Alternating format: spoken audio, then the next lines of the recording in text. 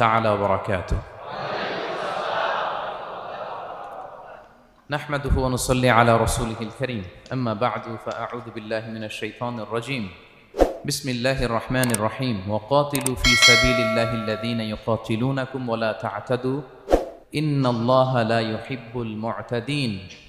صدق الله العظيم. رب اشرح لي صدري ويسر لي أمري واحلل عقدة من لساني يفقه قولي.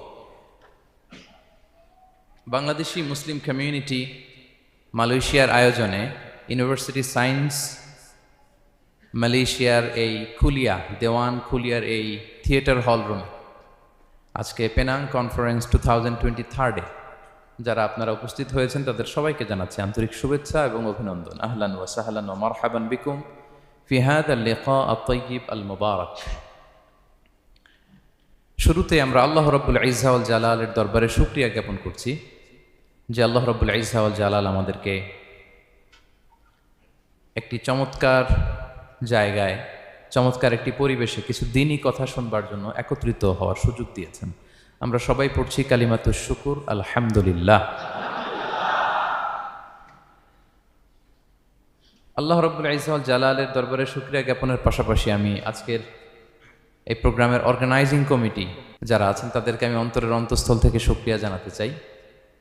বিশেষ করে আজকের এই হল রুম পাইয়ে দেওয়ার ক্ষেত্রে আমাদের এখানে ডক্টর আজিম, রাইট, মাশাআল্লাহ, ডক্টর আজিম এখানে উপস্থিত আছেন। পেনাংয়ের বিভিন্ন পর্যায়ের বাংলাদেশি প্রবাসী ব্যবসায়ী ভাইরা আছেন, তারপর এখানে ভলান্টিয়ার্স ভাইরা আছেন এবং সিকিউরিটির দায়িত্বে একটা পোশাকি বাহিনী এখানে আছেন। আমি প্রত্যেককে অন্তরের অন্তঃস্থল থেকে শুকরিয়া জানাই। এবং এই যে আমরা মাগরিবের আগে বসলাম, আমরা আমাদের নিয়ত খালেস করে নিই যে এই 1 ঘন্টা আমরা আল্লাহর জন্য ব্যয় করব, কিছু শিখবার জন্য, নিজের জীবনকে পরিবর্তন করবার জন্য।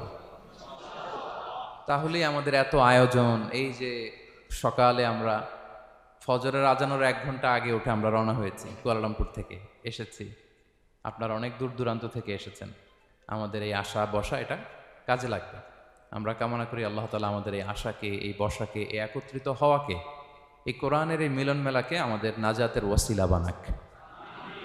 আমরা ইউনিভার্সিটি সায়েন্স মালয়েশিয়ার এই হলরুমে যেমনি সবাই একত্রিত হয়েছি, আল্লাহ তাআলা সেই জান্নাতুল ফেরদাউসেও যেন তার মেহমান হয়ে আমরা একত্রিত হতে পারি। আল্লাহ তাআলা আমাদেরকে তৌফিক দান করুক। সম্মানিত ভাইয়েরা, আপনারা সবাই সুস্থ আছেন তো? আলহামদুলিল্লাহ। আল্লাহ তাআলা আপনাদের সবাইকে ভালো রাখুন, সুস্থ রাখুন, নিরাপদে রাখুন, তার সন্তুষ্টির পথে অবিচল রাখুন। কালামুল্লাহ মাজিদে আল্লাহ তাআলা জানিয়ে দিয়েছেন 7 শ্রেণীর ব্যক্তিকে তিনি অপছন্দ করেন। কয় শ্রেণীর? আবার বলুন, কয় শ্রেণীর? জি, 7 শ্রেণীর ব্যক্তিকে আল্লাহ তাআলা অপছন্দ করেন।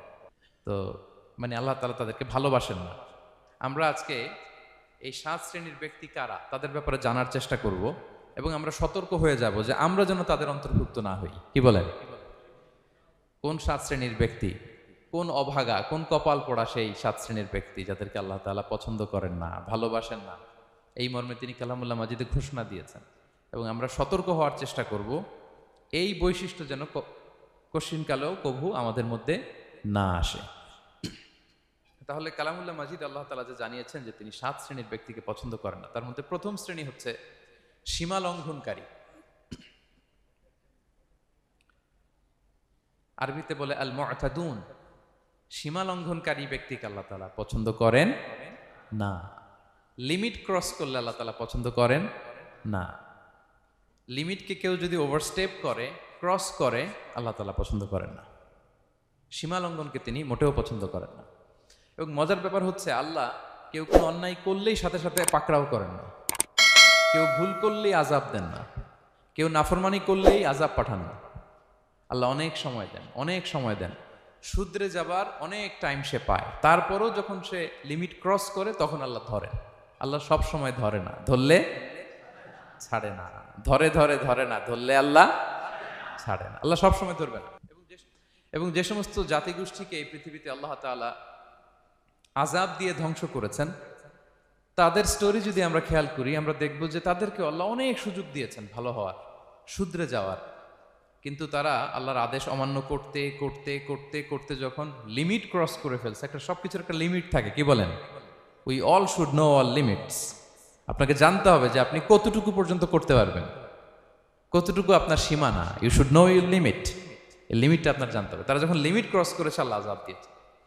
আপনারা সামুদ জাতির নাম শুনেছেন? তাদের কাছে আল্লাহ তাআলা একজন নবী পাঠিয়েছিলেন, নাম হচ্ছে সালেহ আলাইহিস সালাম। আল্লাহ নবী সালেহ আলাইহিস সালাম, তিনি তাদেরকে দাওয়াত দিলেন যে হে আমার জাতিগোষ্ঠীর লোকেরা, এক আল্লাহর ইবাদত করো। তারা অবাধ্য হলো। তিনি সত্যের পথে আহ্বান করলেন, তারা এই কথা শুনলো না। একটার পর একটা আল্লাহর পায়গাম আসে, তারা অবাধ্য হয়, তারা আল্লাহ তাআলার আদেশকে মানে না। সবশেষে সামুদ গোত্র, তারা আবার খুব শক্তিশালী ছিল। তারা পাহাড় কেটে আর্কিটেকচার করে, ডিজাইন করে কিভাবে আবাসন তৈরি করতে হয় পাহাড়ি এলাকায়, মাউন্টেইন এলাকায় কিভাবে আবাসন তৈরি করতে হয়, এটার ব্যাপারে এক্সপার্ট ছিল।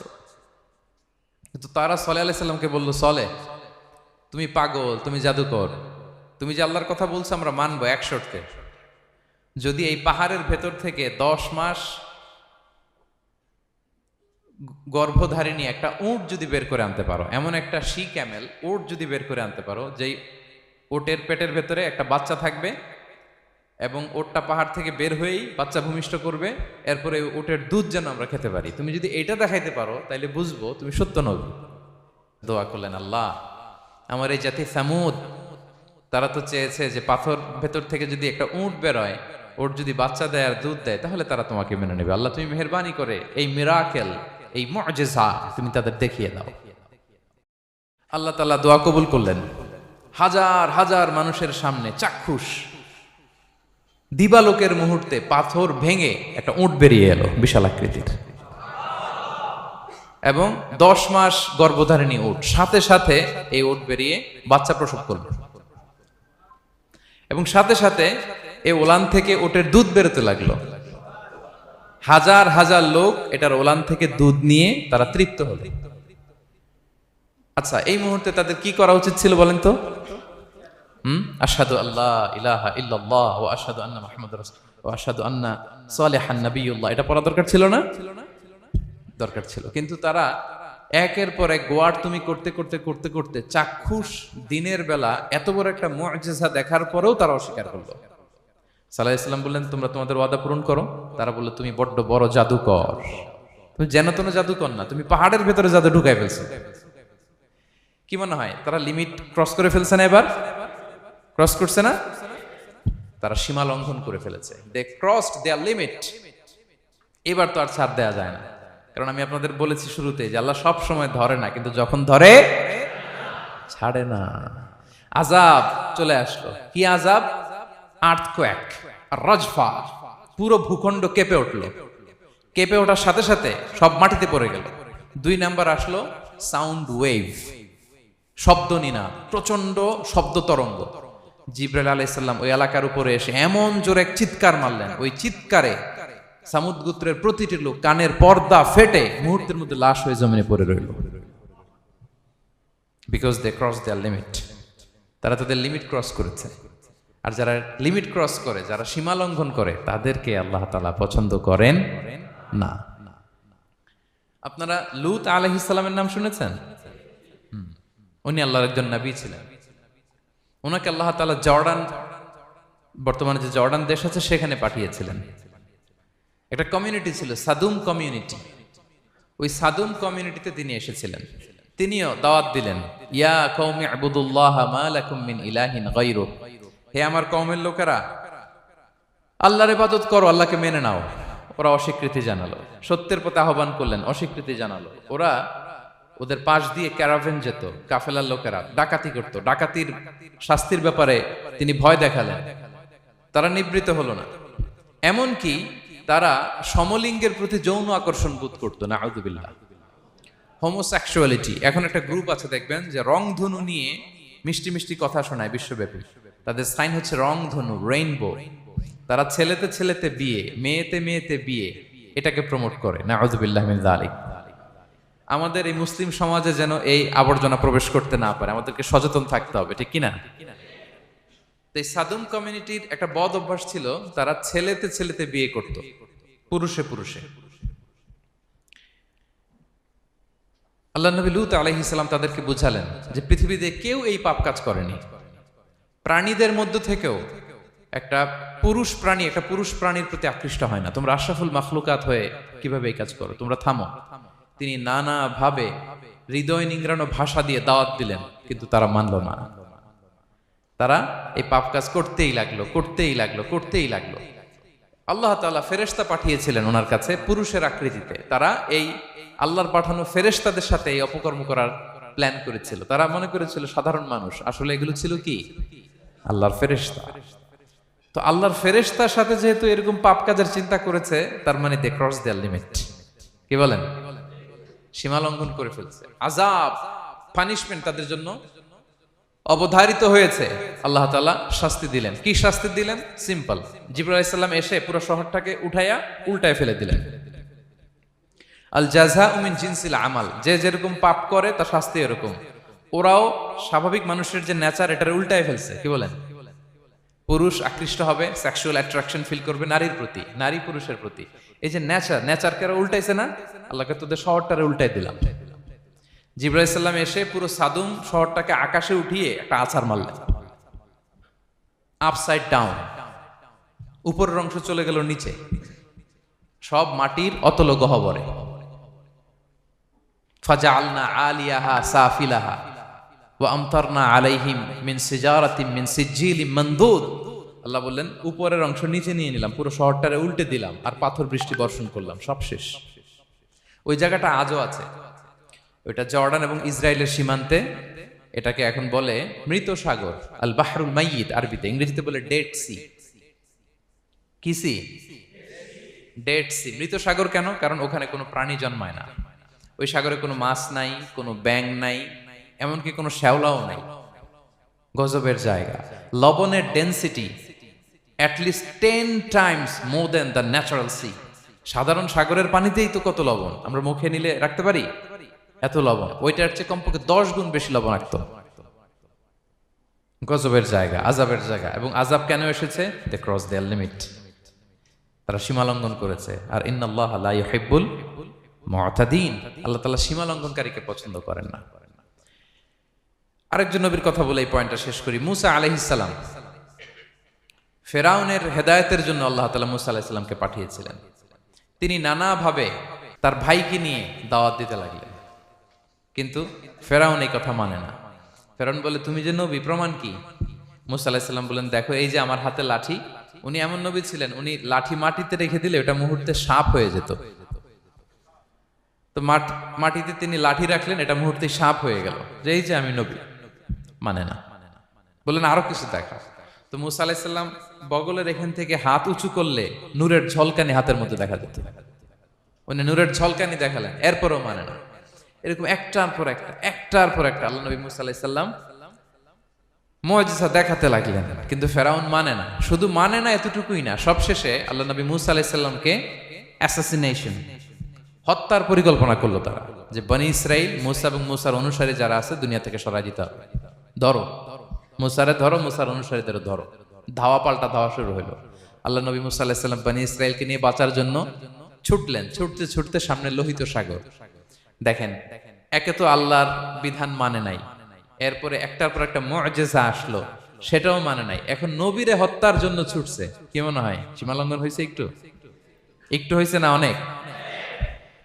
আল্লাহু আকবার। আল্লাহ বলেন ফাআগরাকনাল আখারিন, আমি মূসা এবং বনি ইসরাইলকে বাঁচাই দিলাম, ফেরাউন সহ তার দলবলকে সাগরে ডুবায় মারলাম। শুধু ডুবাই মারে নাই, আল্লাহ বলে ফাল ইয়াউমা নুনাজ্জিকা বিবাদানিকা লিতাকুনা লিমান খালফাকা আয়া। ফেরাউনকে লোহিত সাগরে তো ডুবিয়েছেই। আল্লাহ বলেন ফেরাউন, তোর অনুসারী যারা পৃথিবীতে থাকবে, তোর চালা চামুন্ডা যারা থাকবে, তোর খালাতো ভাই চাচাতো ভাই যারা দুনিয়াতে বেঁচে থাকবে, তাদের জন্য তোর লাশটারে আমি শুটকি বানিয়ে রাখলাম। Up to the day of judgment, কিয়ামত পর্যন্ত ফেরাউনের লাশটা মিশরের জাতীয় জাদুঘরে ড্রাই বডি হিসেবে আছে। আমি নিজে দেখে এসেছি নিজ চোখে, মমিফাইং করে শুটকি বানায় রাখছে। এভাবে পৃথিবীতে যতগুলো জাতিগোষ্ঠীকে আল্লাহ তাআলা আযাব দিয়ে ধ্বংস করেছে, তার কারণ হচ্ছে সীমা লঙ্ঘন। তার কারণ কি? প্রিয় ভাইরা, আমরা যেন আমাদের লাইফস্টাইলের দিকে একটু খেয়াল করি, যে এই সীমা লঙ্ঘনের কাতারে আমরা চলে আসলাম কিনা, আমাদেরকে খেয়াল রাখতে হবে। আল্লাহ তাআলা সীমা লঙ্ঘনকারীকে পছন্দ করেন না। ইন্নাল্লাহা লা ইউহিব্বুল মুতাদিন, তিনি সীমা লঙ্ঘনকারীদেরকে পছন্দ করেন না। এমনকি রাসূলুল্লাহ সাল্লাল্লাহু আলাইহি ওয়াসাল্লামের বায়োগ্রাফি যদি আমরা খেয়াল করি, আমরা দেখব যে তিনি যখন যুদ্ধের জন্য অভিযান পরিচালনা করতেন, দল পাঠাতেন, সেনাবাহিনী পাঠাতেন, তখন তাদেরকে বলতেন, খবরদার যুদ্ধের ময়দানে সীমালঙ্ঘন করো না, সীমালঙ্ঘন করো না, খবরদার। যুদ্ধে যদি কেউ হেরে যায়, বন্দীদের সাথে খারাপ আচরণ করো না। ওরা হেরে গেছে বন্দী, আপনি চাইলে তার কান কেটে দিতে পারবেন, নাক কেটে দিতে পারবেন, আকৃতি বিকৃতি করতে পারবেন না। বিষ্ণু ইসলাম বললেন, খবরদার সীমালঙ্ঘন করো না। যেখানে যুদ্ধে গিয়েছো ওই এলাকার শিশুদেরকে মেরো না, ওই এলাকার নারীদেরকে মেরো না, ওই এলাকার পাদ্রীদের গায়ে হাত তোলো না। সন্ন্যাসীতে যারা ইবাদত করে ওদের তো দোষ নাই, সিভিলিয়ান নাগরিক, তাদের গায়ে হাত তোলো না, খবরদার। গবাদি পশুর গায়ে হাত তুলবে না, এগ্রিকালচারাল প্রোডাক্ট জ্বালিয়ে দিও না। সুবহানাল্লাহি বিহামদিহি, কি রহমতের নবী ছিলেন। সীমা লঙ্ঘন যেন না করে বিষ্ণু ইসলাম অভিযান প্রেরণের আগে তিনি স্পষ্ট বলে দিতেন, খবরদার কেউ সীমা লঙ্ঘন করবে না। যারা তোমাদের বিরুদ্ধে অস্ত্র তুলেনি তাদের বিরুদ্ধে অস্ত্র তোলা যাবে না, কারণ ইন্নাল্লাহা লা ইউহিব্বুল মুতাদিন, আল্লাহ তাআলা সীমা লঙ্ঘনকে পছন্দ করেন না। প্রিয় ভাইরা, তাহলে যে 7 শ্রেণীর ব্যক্তিকে আল্লাহ তাআলা পছন্দ করেন না, তার প্রথমটা আমরা জেনে গেলাম, তারা কারা? সীমা লঙ্ঘনকারী। আমি কিন্তু প্রায় এরকম জিজ্ঞেস করব এবং সব শেষে আপনাদেরকে নিয়ে রিভাইজ করব। তাহলে 1 নম্বরে আমরা পেলাম তারা কারা? মেহেরবানি করে সবাই বলবেন একসাথে, তারা কারা? তারা সীমা লঙ্ঘনকারী, তারা তাদের লিমিট ক্রস করে, তাদেরকে আল্লাহ তাআলা পছন্দ করে না। সো আমরা আমাদের লাইফের সাথে একটু মিলিয়ে নিই যে আমরা আমাদের কোন ক্ষেত্রে সীমা লঙ্ঘন করি কিনা একটু খেয়াল করেন। আমার যে দায়িত্ব আছে আমি কি সীমা লঙ্ঘন করি কিনা? আমার স্ত্রী আমার দায়িত্বে, তার সাথে সীমা লঙ্ঘন করি কিনা? আমার ভাতিজা ভাতিজি অনেকের আছে ইয়াতিম, তার বাবা মারা গেছে, তার সব সম্পত্তির দায়ভার আমার উপর দেয়া, আমি ওইখানে তাকে ঠিকঠাক মতো সব দেই কিনা, সীমা লঙ্ঘন করি কিনা? হ্যাঁ, ক্ষমতা পেলে সীমা লঙ্ঘন করি কিনা? কি মনে হয় আমরা ক্ষমতা পেলে সীমা লঙ্ঘন করি কিনা? হ্যাঁ, করে করে হ্যাঁ, মানে যেইখানে ডাক্তারের কাছে যায় বলে, ডাক্তার সাহেব আমার এইখানে ফোড়া, সারা দেহের যেই কোনো জায়গায় ধরতে পারেন, এইখানে ধরেন না। তো এইখানে না ধরলে ভালো হবে? ফোড়া যেইখানে, ট্রিটমেন্ট তো ওইখানে দিতে হবে, কি বলেন? রোগ যেখানে ওষুধও সীমা লঙ্ঘন। দায়িত্ব পেলে আমরা সীমা লঙ্ঘন করি। এমনকি আমরা যারা ইবাদত করি, অনেকে ইবাদতেও সীমা লঙ্ঘন করি, ইবাদতেও না। ভারসাম্য থাকতে হবে, পরিমিতি বোধ থাকতে হবে। এবং মজার ব্যাপার হচ্ছে আল্লাহ তাআলা দোয়া এবং জিকিরের ক্ষেত্রে এই কথাটা উল্লেখ করেছেন যে তোমরা দোয়া জিকিরের ক্ষেত্রে সীমা লঙ্ঘন করো না। আল্লাহ তাআলা বলেন, উদউ রাব্বাকুম তাদাররুআ ওয়া খুফিয়া ইন্নাহু লা ইউহিব্বুল মুতাদিন। তোমরা আল্লাহকে ডাকো কেমন ভাবে? তাদাররুআ ওয়া খুফিয়া, সবিনয়ে গোপনে, সবিনয়ে ডাকো, চুপিসারে ডাকো, গোপনে গোপনে ডাকো, অল্প আওয়াজে ডাকো। কারণ কি? ইন্নাল্লাহা লা ইউহিব্বুল মুতাদিন, আল্লাহ সীমা লঙ্ঘনকারীদেরকে পছন্দ করেন না। তাহলে আপনি যদি দোয়া করেন আল্লাহর কাছে, যখন জিকির করবেন বিনীতভাবে, চুপিসারে, সবিনয়ে, বিষ্ণু ইসলাম যেভাবে শিখিয়েছেন ওইভাবে জিকির করবেন। নাকি জিকির করতে করতে মানুষের কাঁধে উঠবেন? উঠবেন না? ওঠে ওঠে, হ্যাঁ ওঠে। দেখেন আল্লাহ তাআলা যেইখানে 3 ফোঁটা দেওয়া দরকার 3 ফোঁটা দেয়, যেখানে 1 ফোঁটা ওইখানে 1 ফোঁটা দেয়। আল্লাহ তাআলা ইন্নাহু লা ইউহিব্বুল মুতাদিন, আল্লাহ সীমা লঙ্ঘনকে পছন্দ করেন না। এই কথাটা ঢুকাইছে কোথায়? দোয়া আর জিকিরের মধ্যে। কারণ আল্লাহ জানে আল্লাহর কিছু বান্দা থাকবে, তারা দোয়া এবং জিকিরের সময় কি করবে? সীমা লঙ্ঘন করবে। মাঝে মাঝে কিছু ভিডিও ক্লিপসে দেখা যায় জিকির করতে করতে আরেকজনের কাঁধের উপরে, যিনি জিকির পরিচালনা করতেছে তার মাথার উপরে। এখন আমি ওয়াজ করতেছি, আপনি যদি লাফাইতে লাফাইতে এসে আমার উপরে পড়েন, হ্যাঁ, মাইকের উপরে যদি এসে পড়েন, আমার অবস্থা হবে কি? লাফাতে লাফাতে উপরে উঠে যায়, নিজে ইনজুর্ড হয়, পাশের শ্রোতাকে ইনজুর্ড করে, যিনি আলোচনা পরিচালনা করতেছে তাকে ইনজুর্ড করে। এরকম আছে না নাই? ইন্নাহু লা ইউহিব্বুল মুতাদিন, আল্লাহ তাআলা সীমা লঙ্ঘনকে পছন্দ করেন না। তাহলে আমাদের প্রত্যেকের উচিত আমাদের লিমিট জানা, আমরা যেন আমাদের কখনো লিমিটকে ক্রস না করি। প্রিয় ভাইরা, এটা প্রতিটি ক্ষেত্রে, ইভেন ইবাদতে আমরা যেন সীমা লঙ্ঘন না করি। এই পয়েন্টটা মনে থাকবে আপনাদের? আচ্ছা, তাহলে 2 নম্বরে আমরা চলে যাই। 2 নম্বরে যে শ্রেণীকে আল্লাহ তাআলা পছন্দ করেন না তারা হচ্ছে জালিম বা অত্যাচারী। জালিম বা অত্যাচারী, যারা জুলুম করে তাদেরকে আল্লাহ তাআলা পছন্দ করেন না। আল্লাহ তাআলা বলছেন, ফাআম্মাল্লাযীনা কাফারু ফাউআযিবুহুম আযাবান শাদীদান ফিদ দুনিয়া ওয়াল আখিরা ওয়া মা লাহুম মিন নাসিরিন। যারা দুনিয়াতে কুফরি করবে কঠিন শাস্তি দুনিয়াতেও আখিরাতেও। ওয়া আম্মাল্লাযীনা আমানু ওয়া আমিলুস সলিহাতি ফায়ুওয়াফিহিম উজুরাহুম। আর যারা ঈমান আনবে সৎকর্ম করবে তাদের প্রতিদান আমি আল্লাহ বুঝিয়ে দেব। ওয়াল্লাহু লা ইউহিব্বুয যালিমিন। তবে জেনে রেখো আল্লাহ তাআলা জালিমিনদেরকে পছন্দ করেন। তাহলে 2 নম্বরে পাওয়া গেল কাদেরকে পছন্দ করে না।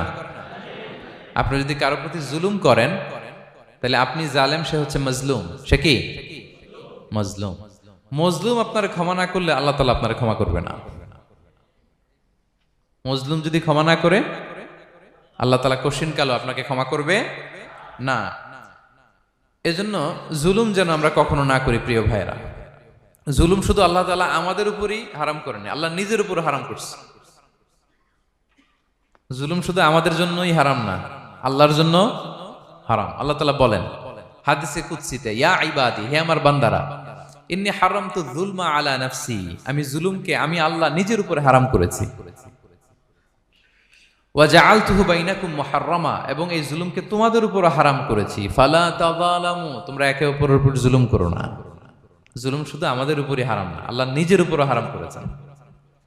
তাহলে জুলুমের সাথে কি মুমিনের কোনো সম্পর্ক থাকতে পারে? পারে না। এবং আল্লাহ তাআলা কখনো কোনো বান্দার উপর জুলুম করেন না। ওয়া আন্নাল্লাহা লাইসা বিযাল্লামিন লিল আবিদ, তিনি তার বান্দার উপর জুলুম করেন না। কোনোভাবেই যেন জুলুম না হয়ে যায়, এজন্য আল্লাহ তাআলা কিয়ামতের দিন মাওয়াজিনাল কিসত, ন্যায়ের মানদণ্ড তিনি প্রতিষ্ঠা করবেন, যাতে একটু ভুল না হয়ে যায়, জুলুম না হয়ে যায়। আমরা মাঝে মাঝে যে দোকান থেকে বস্তায় বস্তায় চাল নিয়ে আসি না, চাল দেখা যাবে যে 1 মণ চাল হয়তো সামান্য একটু কমও হইতে পারে, সামান্য একটু বেশিও হইতে পারে, এরকম হয় না? দেখবেন যে দিছে 10 কেজি, বাসায় এসে দেখবেন যে 10 কেজির চেয়ে একটু বেশি, একটু সামান্য বেশি কয়েক গ্রাম, অথবা 10 কেজির চেয়ে সামান্য কয়েক গ্রাম কম, এরকম হয়ে যায় না? মানুষ তো আমরা, কি বলেন? কিন্তু আল্লাহর নিক্তি পাল্লায়, মিজানের পাল্লায় এরকম হবে নাকি? হবে হবে। আল্লাহ বলে না, মাওয়াজিনাল কিসত, ন্যায়ের মানদণ্ড সেটা।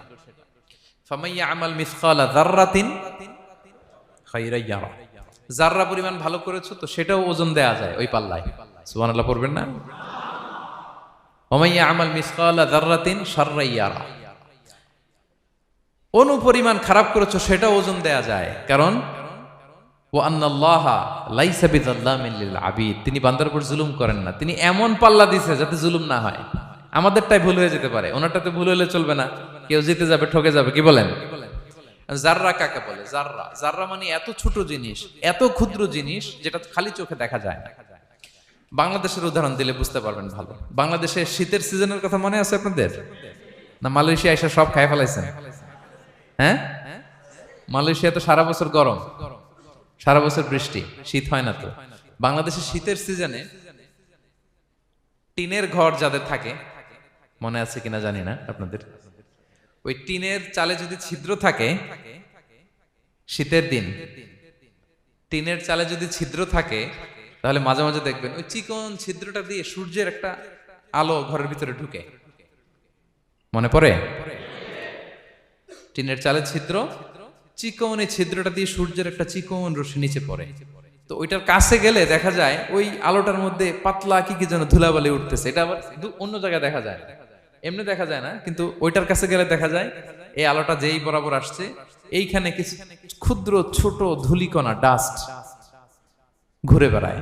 আল্লাহ বলে এইটার নাম হচ্ছে যাররা। ফামাইয়া আমাল মিসকালা যাররাতিন খায়রান ইয়ারা, এই ডাস্ট উড়ে বেড়ানো ছোট্ট ধূলিকণা যেটা খালি চোখে দেখা যায় না, এতটুকু ভালো যদি করো সেটাও সেই মিজানের পাল্লায় ওজন দেয়া যায়। এতটুকু খারাপও যদি করো সেটাও সেই মিজানের পাল্লায় ওজন দেয়া যায়। আল্লাহু আকবার। তিনি তার বান্দার উপর জুলুম করেন না। জুলুম তিনি নিজের উপর হারাম করেছেন, আমাদের জন্য কি করেছেন? হারাম করেছেন। এবং বিষ্ণু ইসলাম আরো ভয়ঙ্কর কথা বলেছেন। তিনি বলেছেন, মান যালামা কিদা শিবরিন মিনাল আরদি তুবিকাহু মিন সাবঈ আরাদিন, কেউ যদি জুলুম করে তার ভাইয়ের 1 বিঘত পরিমাণ জমিন খায়। 1 বিঘত চিনেন তো?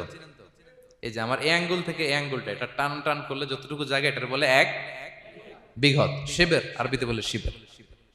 হ্যাঁ, মান যালামা কিদা শিবর, বিষ্ণু বলেন এই এক শিবর, এক বিঘত জমি যদি কেউ অন্যায়ভাবে জুলুম করে তার ভাইয়ের কাছ থেকে খায়, কিয়ামতের দিন তুবিকা আলাইহি সাবউ আরাদিন, এই 7 জমিনকে আল্লাহ তাআলা তার ঘাড়ে চাপাবে, খা এবার খা।